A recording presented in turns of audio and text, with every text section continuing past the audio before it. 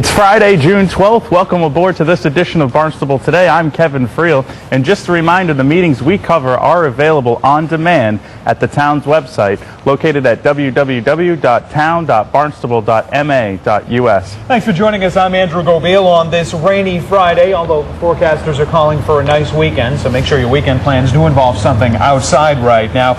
We thought we'd wrap up some of the meetings that took place earlier this week, and obviously with the school building behind us, it was the school committee meetings which took place on June 9th, which have some degree of prominence in our show today. The school committee met Tuesday and addressed the issue of school names, facility leasing plans, and a question about the town's appointment of a new Cobb Fund trustee. The town filed a petition with the probate court to have Ms. Blanchette approved, and 3 parties filed appearances, which really means they filed objections to her appointment. Which means that we can't even pay the bills. For example, we cannot pay the Cape Cod Symphony for the work that they've done because these 3 objections have been raised to the appointment, and I don't understand why. And we're trying to move forward, but what to me should have been a simple process has become far more complex than it should be. And we met as late as this afternoon at 4 o'clock to discuss this at length. So it's public record who filed these appeals? Yes, it is public record. It is a public record. Does anybody want to say who it is? I'm not sure it's productive to... Well, okay. Where is it found it's public record? It's the Barnstable Probate Court in the county court complex over in Barnstable Village. So to go there and to look for the public record. Right. I will do that. Well, call me. Sure, none of the reporters out there would be interested in that. Well, that's not the sort of productive news that we want to hear, and I guess all I can suggest is that for people who have made actions that are not in the best interest of the schools and the students and the programs, that maybe they rethink their position and do something that would be for the common good and not for their own good, if that may be the case. Yeah, and I'm not certain it is. I'm not certain of the rationale behind it, Ralph, and that's one of the things that... Yeah, one of the problems is that it isn't necessary for a party to specify why they're filing an appearance/objection. They simply file it, and then the court schedules a hearing. The way the judicial system moves, it's slow, and we're trying, and the town attorney's trying as hard as she can to expedite this, but it is a slow and cumbersome process. A Plymouth County judge sitting in Brockton has been assigned to hear the case. The Cobb Fund is worth more than $4 million. As mentioned, the school board also officially named 3 schools whose makeup will be changed due to school consolidation in the wake of budget cuts. The Barnstable Middle School, which is now going to house 6th and 7th graders, is now going to be called the Barnstable Intermediate School.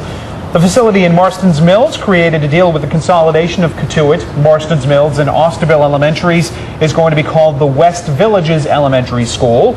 And the Marston's Mills East Horace Mann Public School, which will be relocated to Hyannis East, just down the street from here, will be called the Barnstable Community Horace Mann Charter Public School. The board also decided to look into the possible leasing of the 3 schools soon to be closed. Such a decision will be made to allow the buildings to be occupied, hopefully by September. Well, thank you very much for the opportunity to go through this process, and I want to just give you a few minutes and take you through what we did. We met in May and we met in June, and we had the school councils of Cotuit, Marston's Mills, and Osterville all meet together. And we went through an elaborate process, suggested all kinds of names, and what we did was we came down, we followed school committee policy on the naming of schools, which said schools should be named for either a location in town or a historical person. So what we did was we came up with 2 options for families to vote on. And the 2 options were, the historical person was Mercy Otis Warren, and the location was a location called West Villages Elementary, which encompasses villages in the west side of town.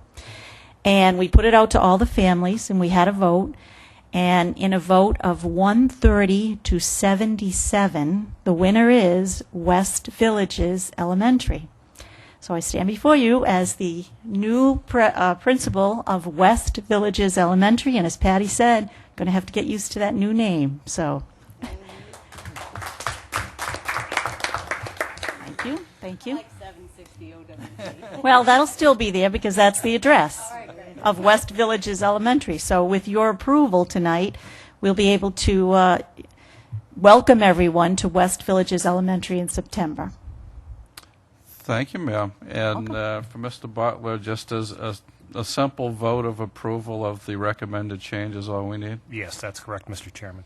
So with no further comments or questions, all those in favor of the name change? Aye. All those opposed? And welcome, Madam Principal, to West Villages Elementary. Thank you very much. Thank And you. Barnstable students will be allowed to sleep in a bit more if the school superintendent has her way. She told the board that she's looking to change school start times. Nothing too substantial, just by a few moments.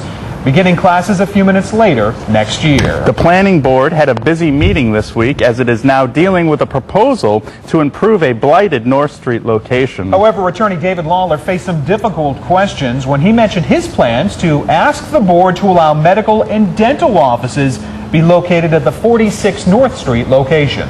We're not asking for any other relief. We put in there parking, but I don't think we need it. I think that under the plan we have sufficient parking.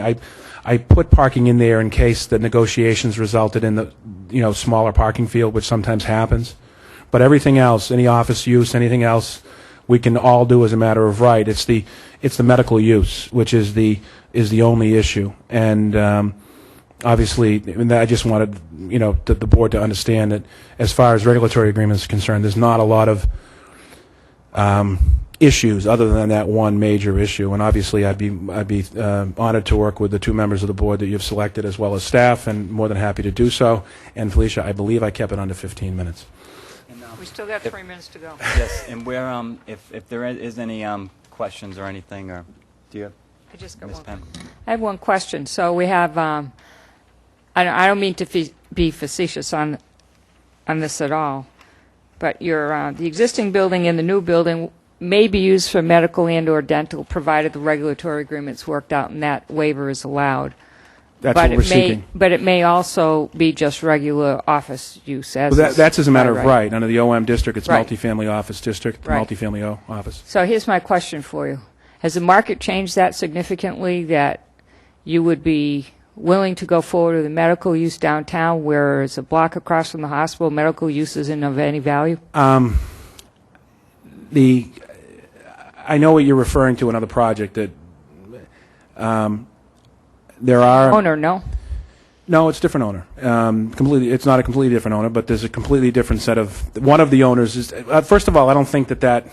I think that's a separate applicant. No, I don't want to discuss that project. I'm asking you. I don't.